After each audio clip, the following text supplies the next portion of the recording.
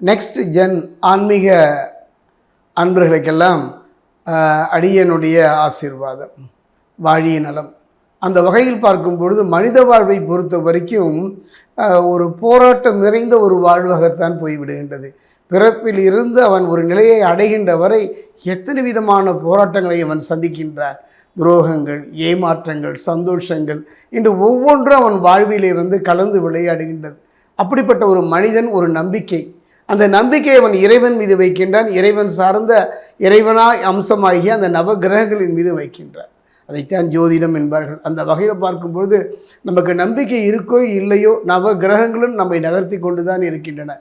அந்த வகையில் பார்க்கும்பொழுது நவகிரகங்களை பொறுத்த வரைக்கும் பலம் வாய்ந்த கிரகம், பலம் குறைந்த கிரகம் என்றெல்லாம் இல்லை. நம்முடைய கர்மாவுக்கேற்ற பலனை அந்தந்த காலகட்டத்தில் அவை தந்து கொண்டு தான் இருக்கின்றன. அந்த வகையில் பார்க்கும் பொழுது கர்மாவினுடைய கர்த்தா என்று சொல்லக்கூடிய சனி பகவான். அதே நேரத்தில் பார்த்தீங்கன்னா குரு, ஒரு மனிதனுடைய வாழ்க்கையில் நல்ல மனைவி, நல்ல பிள்ளை, நல்ல தொழில், நல்ல வாழ்க்கை அமைய வேண்டுமானால் இவருடைய பார்வை தேவை. அந்த வகையில் பார்க்கும்பொழுது சொல்வார்கள், கிராமப்புறங்களிலே தாயோடு சுவையும், தந்தையோடு துணையும், மனைவியோடு மானமும், குருவோடு எல்லாமும் போய்விட்டது என்று சொல்வார்கள். ஆக ஒரு குரு ஒருவனே அனைத்தையும் திருப்பி தரக்கூடியவன். அந்த வகையில் பார்க்கும்போது குரு, ஜோதிட சாஸ்திரத்தில் குருவின் பார்வைக்கு அவ்வளவு சிறப்புங்க. அந்த வகையில் பார்க்கும்பொழுது சமீபத்தில் தான் நம்ம சனிப்பெயர்ச்சியை கடந்து நம்மை நோக்கி அது நகர்ந்து வந்து கொண்டே இருக்கின்றது. கர்மாவின் பலனை தந்து கொண்டிருக்கிறது. அந்த வகையில் பார்க்கும்பொழுது குரு பயிற்சி, குரு பகவானை பொறுத்த வரைக்கும் ஒரு கிரகத்திலிருந்து இன்னொரு கிரகத்துக்கு மாறுவதற்கு குறைஞ்சமான ஒரு காலம் தான். அந்த வகையில் பார்க்கும்போது திருக்கணிதம், வாக்கியம், இந்த ரெண்டும் தான் எடுத்துக்கொள்ளப்படுகின்றது. அந்த வகையில் பார்க்கும்போது வாக்கிய பஞ்சாங்கம், வாக்கிய பஞ்சாங்கம் பிரகாரம் பார்த்தீங்கன்னா மே மாதம் 26ஆம் தேதி குரு பகவானை பொறுத்த வரைக்கும் மிதுனத்திலிருந்து கடகத்துக்கு பெயர்ச்சி ஆகிவிட்டார். அதே பார்த்திங்கன்னா திருக்கணித பிரகாரம் பார்த்திங்கன்னா ஜூன் மாதம் 2ஆம் தேதி அவர் பெயர்ச்சி ஆகின்றார். இந்த குரு பயிற்சி எந்த விதமான ஒரு தாக்கத்தை, எந்த விதமான ஒரு நிம்மதியான ஒரு வாழ்வை தருமா என்று இப்போ கேள்வி நம் முன் எழுந்து நிற்கின்றது. அந்த வகையில் பார்க்கும்பொழுது இந்த குரு பயிற்சி, இந்த குரு பயிற்சியை நம்ம அவளோடு எதிர்பார்க்கிறோம். அரசியல் மட்டுமல்ல, ஆன்மீகம் மட்டுமல்ல, தொழில் மட்டுமல்ல, நம்முடைய வாழ்வுக்கு இந்த குரு பயிற்சி மிகப்பெரிய ஒரு மாற்றத்தை தருமா? தரும். காரணம் என்னன்னா, மிதுனம் என்பது புதனுடைய இடம். அந்த இடத்தில் இருந்து அவர் இப்போ பார்த்தீங்கன்னா சந்திரன் மனோகாரனுடைய இடத்தை நோக்கி அவர் நகர்ந்து விட்டார். இது எவ்வாறு இருக்கும், எந்த விதமாக நம் வாழ்வை நடத்தி தரும் என்பதைத்தான் நம்ம சோடி பிரசன்னத்தில் பார்க்க போகிறோம். என்னுடைய அனுபவத்தில் பார்த்தீங்கன்னா குரு பகவானை பொறுத்த வரைக்கும் 3 கிரகங்கள் இங்கே, சூரியன், சந்திரன், அதே நேரத்தில் பார்த்தீங்கன்னா செவ்வாய், இவர்களாம் நண்பர்களாக இருக்கின்றார்கள். நண்பர்களாக இருந்தாலும் கூட இந்த சோடி பிரசன்னம் என்பது ஒரு அற்புதமான ஒரு கலை. அதாவது இந்த சோடி பிரசன்னம் என்பது ஆழ் மனத ரகசியங்களையும் எப்பொழுதோ செய்த கர்மாவின் பலனையும் கணித்து சொல்லக்கூடியது தான். அந்த வகையில் சனி பகவானுடைய நிலையையும் குரு பகவானுடைய நிலையையும் வைத்து இப்போ நான் சோழி பிரசனம் பார்க்க போகிறேன். 12 ராசி 27 நட்சத்திரத்துக்கு. அதே நேரம் ஜனன காலத்தில் குருவினுடைய அமைப்பு சரியாக அமர்ந்து விட்டால் அற்புதம். அவ்வாறு அமையவில்லை என்றால் சில மேடு பள்ளங்களை நாம் கடந்துதான் வர வேண்டும். அந்த வகையில் பார்க்கும் பொழுது இந்த குரு பகவானுடைய பார்வை அப்படின்னு எடுத்துக்கிட்டிங்கன்னா, குருவினுடைய பார்வை எடுத்துக்கிட்டா 5, 7, 9, இந்த 5, 7, 9 குருவின் பார்வை படுகின்ற இடம் அற்புதம்.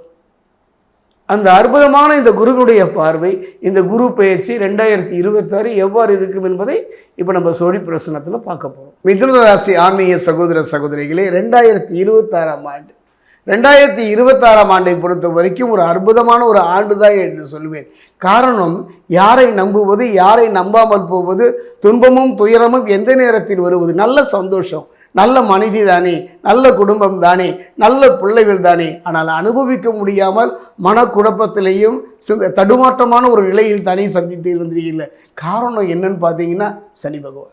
சனி பகவானை பொறுத்த வரைக்கும் கர்ம சனியாக இருந்தாலும் கூட இந்த 2026 குரு பகவானை பொறுத்த வரைக்கும் என்ன ஒரு நிலையை தரப்போகிறார் என்று பார்த்தீங்கன்னா மிதுனம், மிதுனத்தில் இருந்து வந்த குரு பகவான் இப்போ தான் அங்கே இருந்து மாறுகிறார். மிதுனத்தில் இருந்து அவர் கடகத்தை நோக்கி நகர்கின்றார். காரணம், மிதுனத்தை பொறுத்த வரைக்கும் புதனுடைய இடம்தானே. புதனில் இருந்து உங்களுடைய அறிவும் திறமையும் அற்புதமான ஒரு நிலையை தந்தது. ஆனாலும் ஏதோ செய்யாத குற்றத்திற்கு ஒரு தவிப்பு, செய்யாத குற்றத்துக்கு தண்டனை அனுபவிக்கின்ற நிலை, ஒரு போராட்டம் தான். நல்ல வேலைங்க, நல்ல வேலை, அற்புதமான ஒரு வேலை, நல்ல பெற்றோர் எல்லாம் இருந்தும் ஏன் இல்லாத ஒரு நிலை, ஒரு அனாதை போன்ற ஒரு நிலை. அதுக்கு காரணம் கர்மசனி தானே. அந்த வகையில் பார்க்கும் பொழுது மிதுனத்தை பொறுத்தவரை 2ல் பொறுத்த வரைக்கும் தனகுருவாக வருகின்றார். அதாவது போராட்டம் இல்லாத ஒரு வாழ்வு மனிதனுக்கு வேண்டும். என்னுடைய அனுபவத்திலேங்க யாரிடமும் சென்று நில்லாமை வேண்டும். எல்லாமே சொல்லி ஒருவர் தம்பா சென்று நில்லாமை வேண்டும். இதை தானே அபிராமி பட்டர் வேண்டினார்.